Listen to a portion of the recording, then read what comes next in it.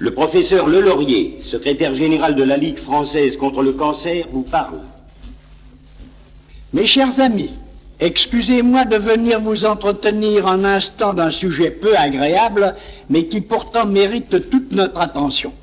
Il s'agit du combat que nous devons tous mener d'un seul élan contre notre ennemi commun le plus redoutable, le cancer. La peste, le choléra appartiennent à l'histoire. La lèpre est vaincue. La variole, le terrible croup, terreur des mers, ont presque disparu. La fièvre typhoïde n'est plus qu'une courte maladie, sans gravité. La syphilis, la tuberculose, qui ont fait tant de victimes, sont en cours de décroissance continue et l'on peut prévoir leur extinction.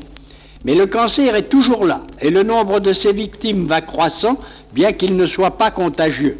85 000 morts par an, un décès par cancer sur 6, tel est le bilan. Personne ne peut se flatter d'être hors de son atteinte.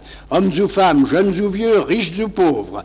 À notre époque où la science réalise tant de merveilles, elle n'a remporté contre lui que des succès limités, mais pourtant non négligeables, car d'ores et déjà, un cancer traité à temps, parce que reconnu dès son début, guérit dans la moitié des cas.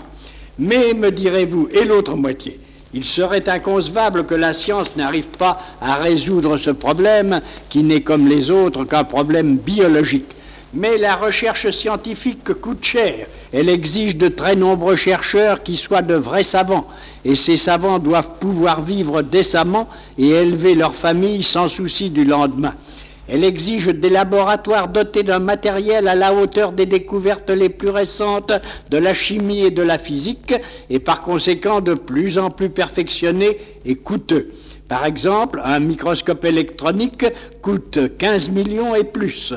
Elle exige des dizaines de milliers d'animaux pour l'expérimentation, qu'il faut nourrir et tenir en état de propreté, dont chacun a son pédigree, comme un cheval de course, ce qui suppose beaucoup de personnel attentif et compétent. Elle exige l'étude approfondie des milliers de produits chimiques nouveaux que l'on découvre chaque année. Le budget d'État est impuissant à faire plus qu'il ne fait dans ce domaine.